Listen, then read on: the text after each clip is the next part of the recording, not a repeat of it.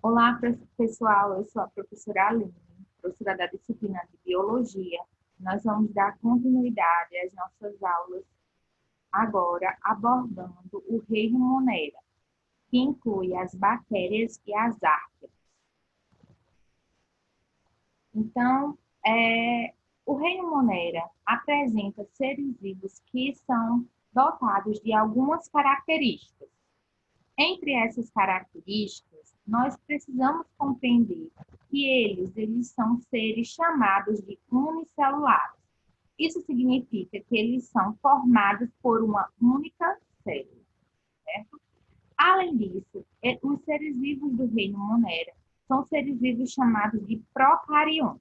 Isso significa que eles não apresentam a membrana nuclear envolvendo o material genético deles.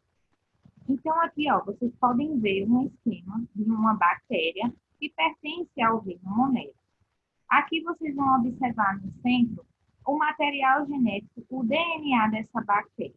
Observem que esse DNA ele se encontra solto, ou seja, não existe uma membrana nuclear ao redor desse material genético dessa bactéria. Então, como ele não tem, como ela não apresenta uma membrana nuclear, ela é considerada um ser vivo procarion, certo? O reino Monera, além de incluir as bactérias, inclui também o que nós chamamos de cianobactérias e as arqueias, certo? Então, também outra característica é eles serem formados por uma única célula. Agora, nós vamos entender melhor a estrutura da célula bacteriana para compreender melhor as características desses indivíduos do reino Monera. A primeira coisa que a gente vai analisar nessa célula bacteriana é a presença de revestimentos, de estruturas de revestimentos. Aqui, ó, se vocês observarem, nós temos a membrana plasmática.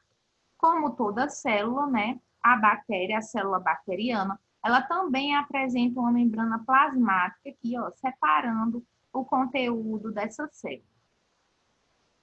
Em seguida, as bactérias, elas vão apresentar também uma parede celular, que é uma parede que existe após a membrana plasmática e que é responsável pelo formato e também pela proteção dessa célula bacteriana.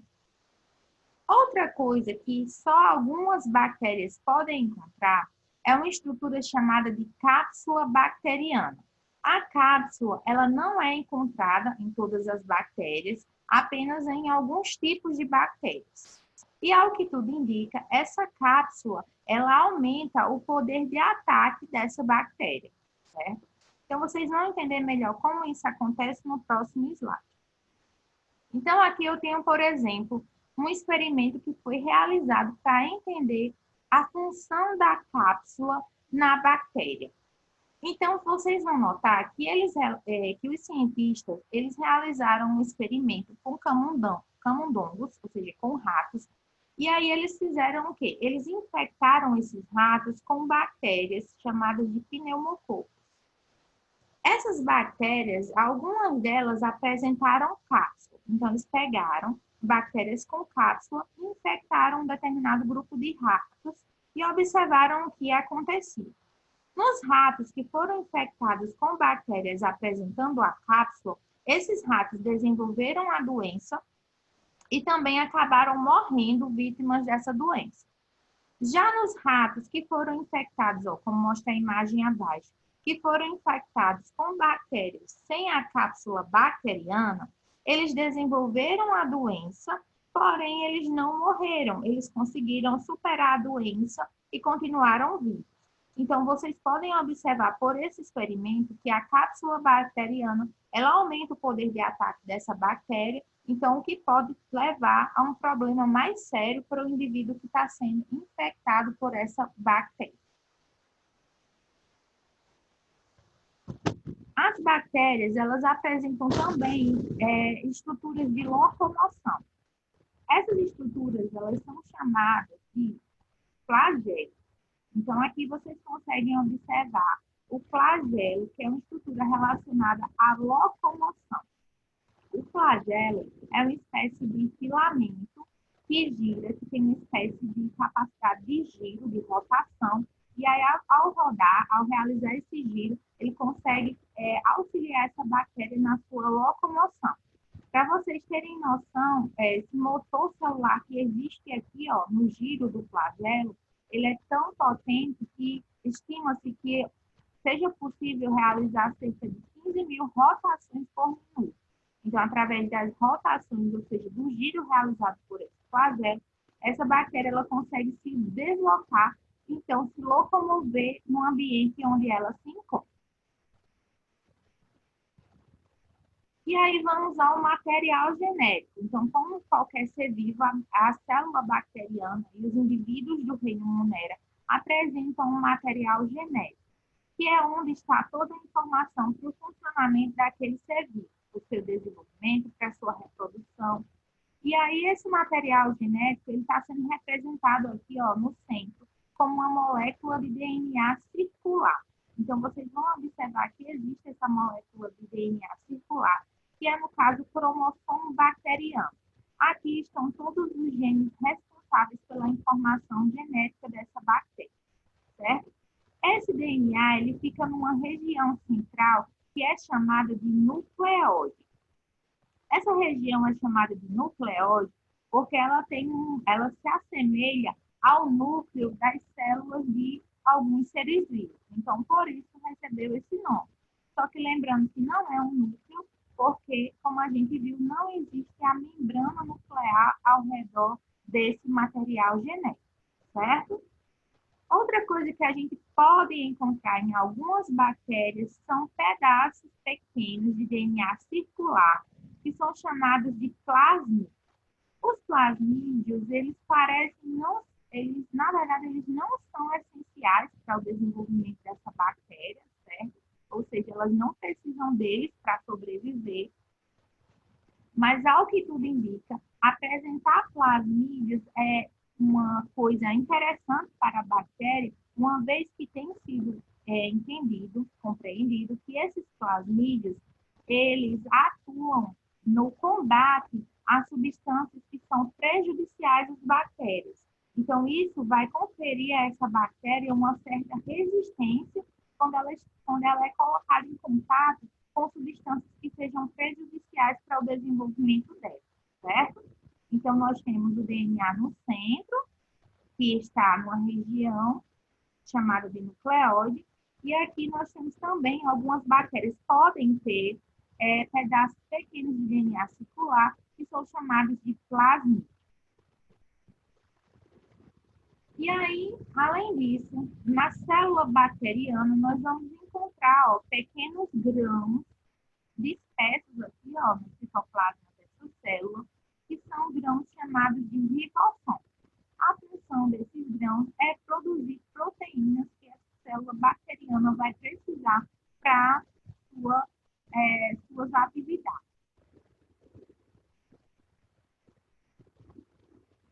Quando a gente fala de bactéria, a gente precisa compreender também que essas bactérias, elas apresentam alguns formatos, certo? Então, elas podem apresentar o formato circular, que no caso eu vou chamar essa bactéria com formato circular de coco. Observe que essas bactérias, elas podem estar tanto isoladas, como elas podem estar em colônia, ou seja, vivendo em conjunto com outras bactérias. Outro formato que a célula bacteriana pode apresentar é o formato chamado de bacilo, que é esse formato em bastão. Do mesmo jeito que para o outro formato, essas bactérias elas podem viver individualmente ou em colônia associadas a outras bactérias. O terceiro formato que uma célula bacteriana pode apresentar é um formato em espiral, que é chamado de espirilo, certo? E aí, por fim, o último formato que uma célula bacteriana pode apresentar é um formato parecido com uma vírgula, que é chamado de vibrião. Então, formato de coco é circular, bacilo, bastão, espirilo, forma de espiral, e vibrião, formato de vírgula. Então, a célula bacteriana ela pode apresentar um desses 4 formatos. Agora vamos entender como é que essas bactérias elas realizam a sua nutrição. Para isso, a gente divide as bactérias em 2 grandes grupos. As bactérias chamadas de heterotróficas, ou seja, que são aquelas que não produzem o seu próprio alimento. Um exemplo de bactéria heterotrófica são as bactérias decompositoras. As bactérias decompositoras, elas vão se alimentar de matéria orgânica morta, ou seja, restos de animais, restos de fezes, partes de seres vivos que estão no ambiente. Então, eles realizam a decomposição desses materiais, certo? Retirando então alimento através desse processo de decomposição. Então, vamos analisar como seria a imagem. Então, aqui nós temos uma planta, certo? Essa planta, ela vive no solo. Esse solo, ele é repleto de bactérias decompositoras. Com o tempo, essa planta vai envelhecer até que ela morra. Quando ela morre, aquele material que está lá no solo, ele vai começar a sofrer a ação das bactérias decompositoras, que vão, então, realizar a quebra desse material, retirando, então, sua fonte de alimentação desse material morto. Além disso, essas bactérias decompositoras, elas acabam liberando também no solo nutrientes a partir desses materiais que ela utilizou. Então, sempre que ela utiliza o material, ela libera nutrientes no solo. Isso é importante para as outras plantas que estão ali, porque elas vão utilizar esses nutrientes como uma espécie de adubo, então auxiliando no desenvolvimento das plantas daquele ambiente. Então, nós podemos dizer que as bactérias decompositoras, elas realizam um processo de reciclagem de materiais, aproveitando, então, todos esses materiais para a retirada de seu alimento, além de liberar nutrientes no solo que funcionam como adubo para as plantas que estão ali naquele local. O segundo grupo de bactérias é o grupo das bactérias chamadas de autotróficas. As bactérias autotróficas, ao contrário do grupo que eu falei anteriormente, elas são capazes de produzir o seu próprio alimento. Que exemplo nós temos aqui? As bactérias que realizam uma fotossíntese, como, por exemplo, as cianobactérias, muito encontradas, por exemplo, em ambientes aquáticos, na superfície das águas, certo? Então, essas bactérias, elas vão realizar a fotossíntese. O que ela vai fazer? Elas vão pegar o gás carbônico do ambiente, vão juntamente com a água e a luz solar, e aí elas conseguem produzir a glicose, que é um açúcar usado como fonte de alimento por elas, e liberar também no ambiente oxigênio. Então, elas realizam a fotossíntese. É possível encontrar também essas bactérias em superfícies úmidas. Então, elas realizam a fotossíntese utilizando o gás carbônico, a água e a luz do sol para produzir o seu próprio alimento, que é a glicose, e também liberar oxigênio, que é usado na respiração de outros seres vivos. Algumas bactérias, elas que também são capazes de produzir seu próprio alimento, elas vão utilizar um processo que é diferente da fotossíntese. Um processo chamado de quimiossíntese, certo? Na quimiossíntese, vai ocorrer uma espécie de fotossíntese sem luz. Então, como é que essas bactérias fazem? Elas vão realizar reações químicas que vai liberar energia, e aí elas conseguem, então, produzir a glicose, que é o alimento delas, e liberar oxigênio. Então, percebam que ela vai usar uma energia que não é a energia do Sol, e sim a energia das reações químicas que elas realizam. Quando uma bactéria produz seu alimento utilizando esse processo, eu digo que ela é uma bactéria quimiosintetizante. Agora, vamos entender como as bactérias funcionam com relação à existência de oxigênio no ambiente em que elas vivem. Existem bactérias que são bactérias chamadas de aeróbicas. As bactérias aeróbicas dependem de oxigênio para sua sobrevivência. Então, elas utilizam o oxigênio para poder se manterem vivas, certo? Já as bactérias anaeróbicas, elas não dependem de oxigênio para sua sobrevivência.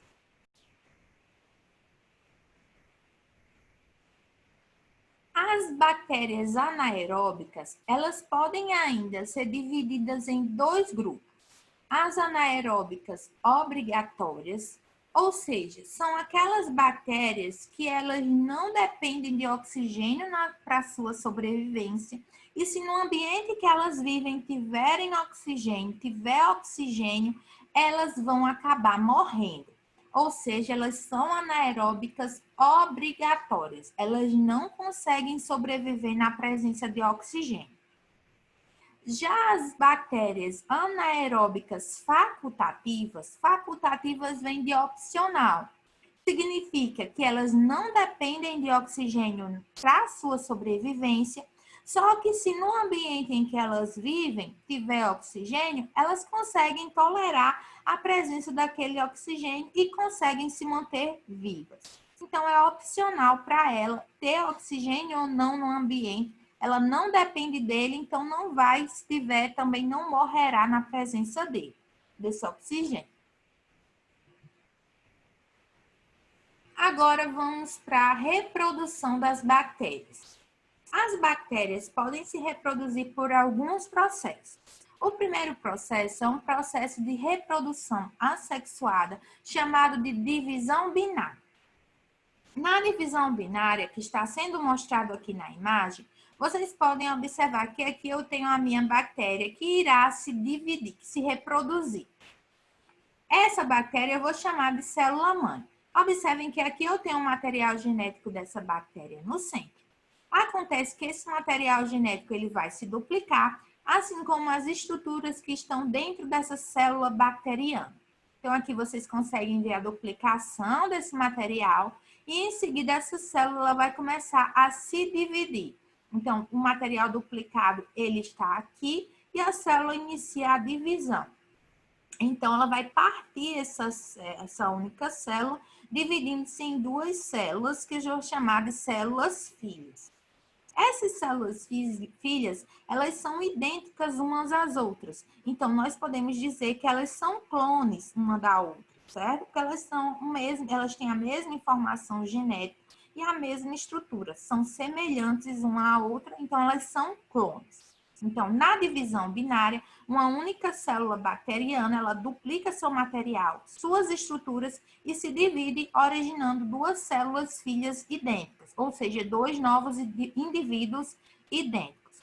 O processo é chamado de divisão, porque ela vai se dividir, e binária, porque são duas que vão ser geradas, duas bactérias filhas que vão ser geradas durante a divisão.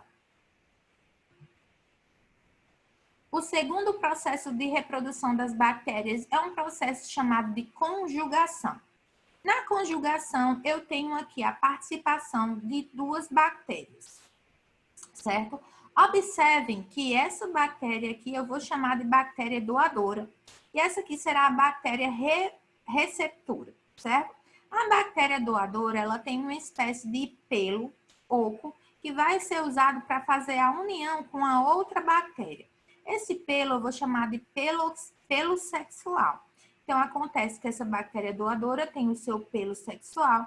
Esse pelo sexual é usado para se ligar a outra bactéria. Aqui embaixo vocês estão vendo as duas bactérias ligadas pelo pelo sexual.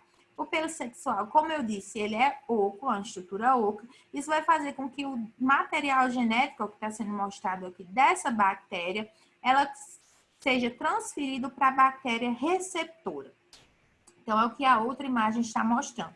Então, aqui vocês conseguem ver o material genético passando, uma parte do material genético dessa bactéria, passando para essa bactéria aqui receptora. E aí, no final, vocês vão ver que a nova bactéria, ela apresentará o material genético da bactéria doadora, certo? Então, ocorreu a transferência de material genético de uma bactéria doadora para uma bactéria receptora. Então, assim, essa bactéria, ela adquiriu novos genes, novo material genético a partir desse processo de conjugação.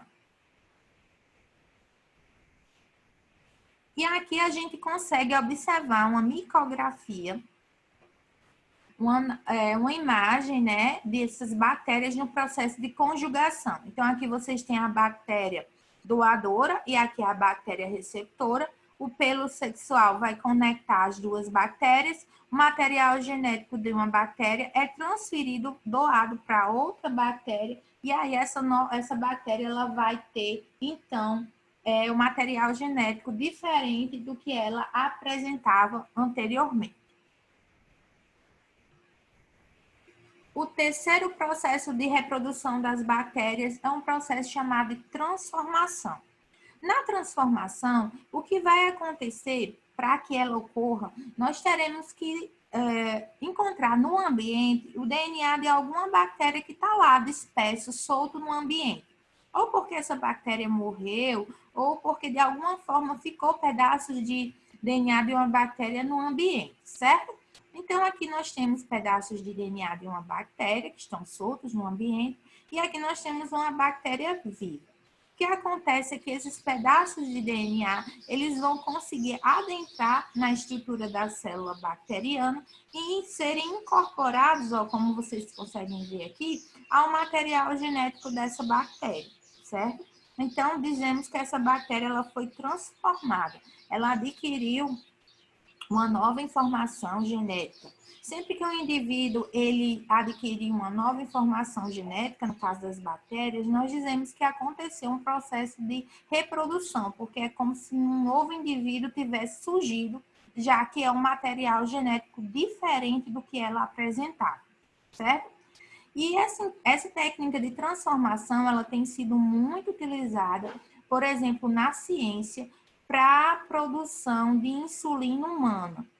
Eu não sei se vocês sabem, mas a insulina, que é uma substância utilizada por pessoas que têm problemas de diabetes, que precisam tomar doses de insulina, boa parte da insulina que elas utilizam para controlar a diabetes delas são insulinas que foram produzidas por o processo de transformação bacteriana. Então, como é que isso acontece? É colocado, né, o DNA lá, o DNA com a informação para a produção de insulina, e aí existem bactérias que estão lá no ambiente, essas bactérias incorporam esse DNA, a informação genética delas, né? Então, esse DNA para a produção de insulina é colocado dentro da bactéria, e a bactéria ela começa a produzir insulina em grande quantidade, certo? E aí, com isso, né, essa insulina ela é usada pela indústria farmacêutica para ser vendida, né, comercialmente para as pessoas que precisam fazer uso dessas doses de insulina para controlar a sua diabetes. E aí, o último processo de reprodução das bactérias é um processo chamado de transdução. Na transdução, existe a participação de vírus, que são vírus que infectam bactérias. Então, como é isso? O vírus que infecta a bactéria, ele é chamado de bacteriófago.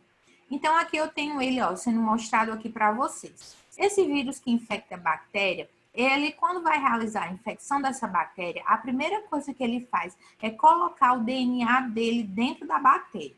Em seguida, esse DNA ele vai ser incorporado ao DNA da bactéria, certo? O DNA do vírus é colocado junto com o DNA da bactéria.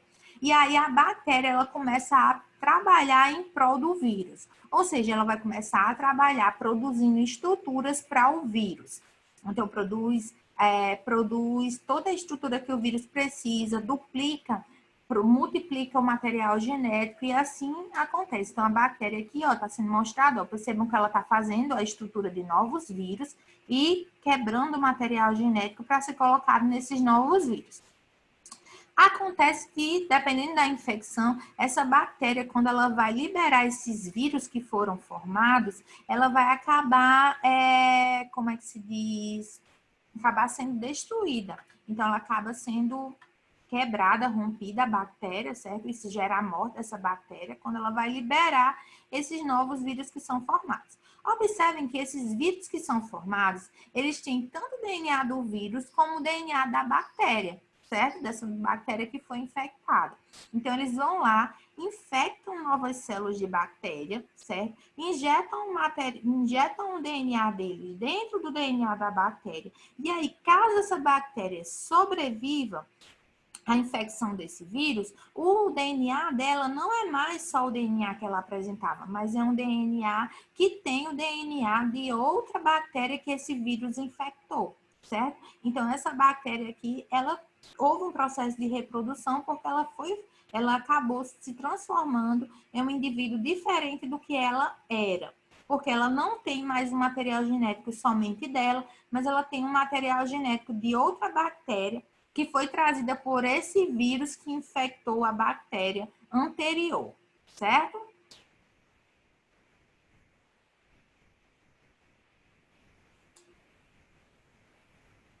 Quando a gente fala em reino Monera, além de incluir as bactérias, as cianobactérias, que são as realizadoras de fotossíntese, o reino Monera ele também inclui grupos que são chamados de seres chamados de árqueas. As árqueas, durante muito tempo, elas foram incluídas no mesmo grupo, foram classificadas como bactérias, porque elas apresentam várias características semelhantes às bactérias. Porém, com o tempo, né, as análises moleculares, elas aconteceram e aí eles perceberam que as árqueas são seres semelhantes a bactérias, só que apresentam algumas características diferentes. Entre as quais, nós podemos dizer que as árqueas, elas são seres vivos que habitam ambientes extremos, certo? Então, por exemplo, nós podemos encontrar alguns tipos de árqueas habitando esses ambientes extremos. Entre esses tipos, nós temos as árqueas chamadas de halófilas. As árqueas halófilas, elas habitam ambientes com alta concentração de sal, certo? Então, por exemplo, essas salinas aqui que tem uma concentração elevada de sal, ou lagos salgados, eles são povoados por bactérias chamadas de halófilas, que conseguem sobreviver em ambientes com alta concentração de sal, coisa que outras bactérias não conseguem fazer, certo? Outro grupo de árqueas são as árqueas chamadas de termófilas. As termófilas, como o próprio nome diz, são árqueas que vivem em ambiente com alta temperatura. Por exemplo, árqueas que habitam fendas vulcânicas ou árqueas que vivem em fontes termais, como mostrado aqui nessa imagem, que é uma fonte termal de um parque situado lá nos Estados Unidos. Aqui a temperatura é em torno de 60 a 80 graus de temperatura, graus Celsius. Então, são temperaturas bastante elevadas que outros seres vivos não conseguiriam sobreviver, só seres vivos muito resistentes, como no caso das árqueas termófilas. E, por fim, um último grupo de árqueas são as árqueas chamadas de metanogênicas. As árqueas metanogênicas, elas habitam pântanos, estações de tratamento de esgotos, tubos digestivos de alguns animais, como por exemplo os ruminantes. Nesses locais existe uma alta concentração de gás metano. Então, elas são bactérias que elas conseguem sobreviver em ambientes com alta concentração de gás metano. Então, elas são chamadas de metanogênicas. E aí, com isso, nós encerramos o conteúdo da aula de hoje, que é o Reino Monera. E aí, no plano de estudo de vocês, vocês vão encontrar orientações sobre o conteúdo, certo? Então, vocês façam a leitura do plano de estudo de vocês e, em seguida, resolvam a atividade.